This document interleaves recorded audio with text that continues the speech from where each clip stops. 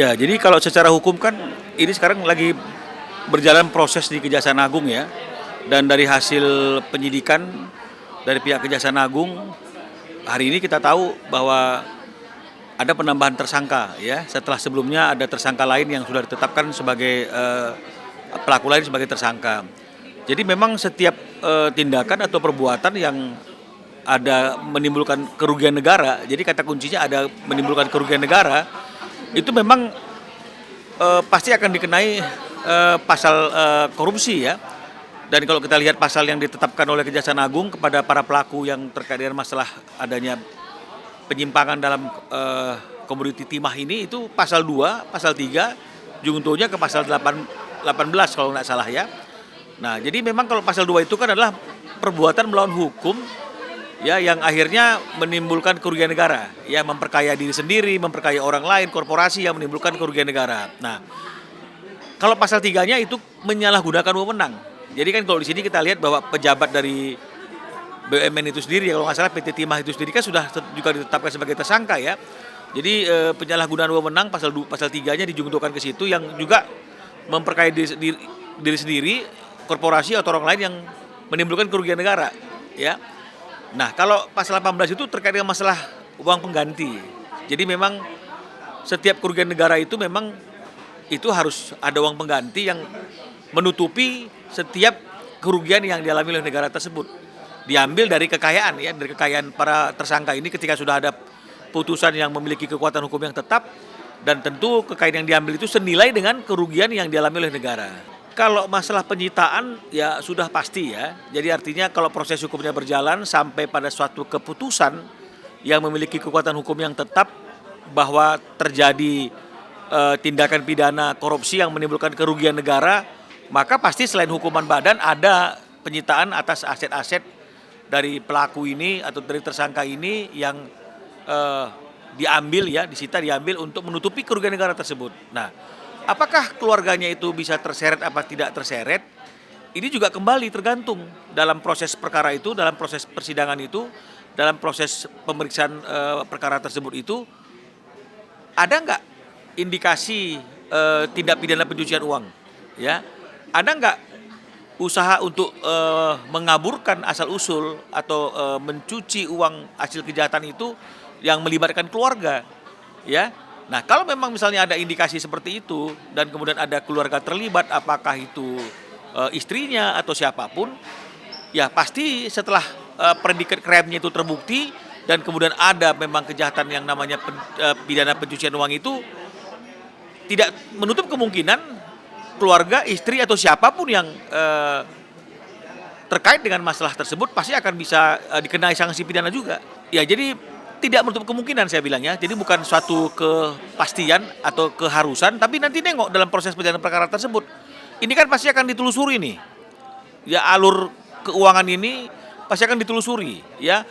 Baik masuk dan keluarnya ini pasti akan ditelusuri. Jadi kalau memang misalnya diketemukan ada indikasi pelaku-pelaku ini yang sekarang sudah menjadi tersangka ini mencoba untuk mengaburkan, menempatkan, menghibahkan yang tujuannya adalah untuk mengaburkan asal-usul nilai kekayaan tersebut, dan kemudian setelah tersangka dinyatakan bersalah, inkrah, dan kemudian dari alur itu orang-orang yang diminta untuk menempatkan, mengaburkan, ya, apakah itu istri atau siapapun diperiksa, dan memang akhirnya pihak penyidik memiliki keyakinan dan 2 alat bukti yang cukup, ya tidak menutup kemungkinan ini akan berlanjut ke TPPU-nya, dan tidak menutup kemungkinan orang-orang yang terlibat dengan tindak kejahatan tersebut, siapapun itu orangnya, ya termasuk istri, ya pasti bisa dikenai pidana. Ya, istilah dimiskinkan itu artinya adalah kalau memang misalnya seluruh kekayaannya itu diambil baru cukup untuk menutupi kerugian negara tersebut, ya artinya ya mau nggak mau ya diambil seluruhnya, dan akibat diambil seluruhnya itu membuat si tersangka ini yang mungkin nanti sudah menjadi terpidana itu, kalau memang terbukti dan inkrah itu, menjadi tidak memiliki apapun lagi, miskin, ya artinya ya memang dia miskin. Jadi bukan dimiskinkan sih sebenarnya kalau menurut saya ya. Artinya bukan, kalau dimiskinkan kan seolah-olah ada tindakan yang mengambil penyitaan itu melampaui ya apa yang kerugian yang dialami oleh negara. Ini kalau saya lihat kalau dari pasal 18 itu uang pengganti itu ya harus senilai dengan kerugian yang dialami oleh negara. Nah, Jadi artinya kalau kerugian negara itu 200 triliun sekian, ya maka akan diambil aset-asetnya. Kalau akhirnya harus mengambil seluruh aset yang ada, baru kerugian negara itu tertutupi, bahkan jangan-jangan jika diambil seluruhnya pun belum cukup untuk menutupi kerugian negara ya. Ini yang mungkin yang akhirnya istilahnya kita itu dimiskinkan itu ya memang betul-betul miskin. Saya kira seperti itu dia. Bisa saja, ya artinya bisa saja penyidik dalam upaya untuk mencari kemana aja aliran daripada dana itu karena kan nggak sedikit ya 200 triliun itu. Jadi ketika dicari dan kemudian misalnya ada indikasi-indikasi bahwa sang istri juga mungkin mendapatkan aliran ya diberikan dan akhirnya aliran itu ya ke istrinya kan begitu ya. Kan nggak mungkin istri nggak juga dapat uang dari suami kan begitu artinya ya. Nah jadi ini yang mungkin nanti pasti akan dipanggil, pasti akan diperiksa. Ini uang apa, tahu ini hasilnya dari mana, ini bagaimana, apakah ini belanja rutin, kan ini pasti akan diverifikasi.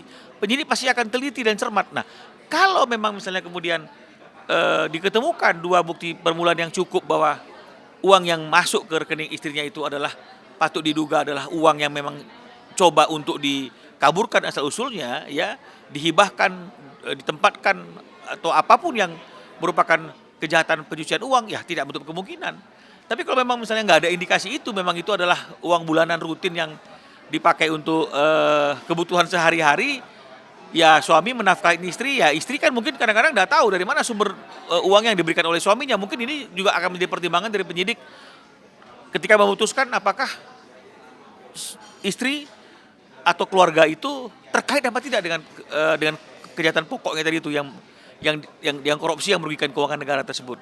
Iya, jadi artinya memang mungkin keluarga istri khususnya pasti tahu ya bahwa bisnis suaminya adalah mungkin bisnis yang terkait dengan masalah komoditas timah gitu ya misalnya ya, pertambangan misalnya ya. Tapi kan belum tentu si suami bicara dengan jujur. Ya, bicara dengan jujur apa yang dibuat atau yang dilakukan oleh sang suami di dalam proyek atau pekerjaan tersebut ya, apakah ada hal-hal yang ilegal atau tidak. Paling secara umum dikatakan oh ini saya lagi kerjasama dengan ini kan begitu ya, kerjasama dengan ini mengerjakan ini ada hasilnya ya. Istrinya kan artinya bisa saja tidak tahu karena suaminya juga tidak menceritakan dan dia percaya. Meskipun dia tahu ada usaha itu, ada kegiatan tersebut, tapi dia mungkin tidak tahu bahwa itu usaha yang melawan hukum, yang ilegal, yang merugikan keuangan negara. Bisa saja jadi tidak tahu. Nah, tapi kalau memang misalnya penyidik mampu membuktikan bahwa dia tahu, bahkan dia ikut membantu untuk menyimpankan atau mengaburkan, ini juga tidak menutup kemungkinan yang seperti saya katakan tadi itu. Jadi makanya prosesnya ini tergantung bagaimana pihak penyidik Kejaksaan Agung ini mendalami aliran dana, mendalami semua hal yang sehingga akhirnya ini bisa sampai kepada akar-akarnya, siapa saja yang terlibat, hulu hilirnya kena kan begitu kira-kira intinya. Jadi itulah yang akan terjadi kemungkinan seperti itu. Tidak menutup kemungkinan jika memang diketemukan dua alat bukti permulaan yang cukup bahwa dia artinya terlibat untuk tadi itu ya aliran dana itu memang dialihkan, disimpan atau dihibahkan ke dia untuk dikaburkan asal usulnya ya, atau menikmati yang merupakan nyata-nyata dia tahu itu adalah hasil daripada kejahatan yang merugikan keuangan negara. Ya kalau tidak tahu bagaimana? Ya sebagai seorang istri kalau misalnya dia menerima uang itu, uang yang normal, bagaimana kebutuhan dia sehari-hari dalam hidupnya, uang sekolah anaknya, uang biaya ini, artinya nggak ada yang aneh gitu ya. Nah, tapi tetap memang akan ada pemeriksaan. Kemungkinan pasti akan tetap ada pemeriksaan untuk diminta keterangan, untuk dicek, di cross check kesamaan keterangan yang diberikan oleh suaminya mungkin ketika kemana aja aliran dana itu, ini kenapa, apa reasonnya ini masuk ke istri kan begitu ya. Jadi akan diperiksa satu persatu dan saya rasa penyidik cukup memiliki kemampuan untuk mengungkapkan hal itu semuanya. Ya mampu untuk mengejar semua pelaku dan mampu untuk mengejar kemana aja aliran dana itu sehingga akhirnya bisa ditarik untuk dikembalikan untuk menutupi kerugian negara. Dengan ditetapkannya lebih dari satu tersangka oleh Kejaksaan Agung dan tersangka ini kan juga dari berbagai macam PT ya atau perusahaan atau pihak. Ini kan menunjukkan bahwa memang kejahatan ini tidak dilakukan sendiri saja, tidak dilakukan satu badan hukum saja, tidak dilakukan satu orang saja, tapi ini dilakukan secara bersama-sama kan, itu sudah terjelas dari penetapan tersangkanya sudah jelas ya.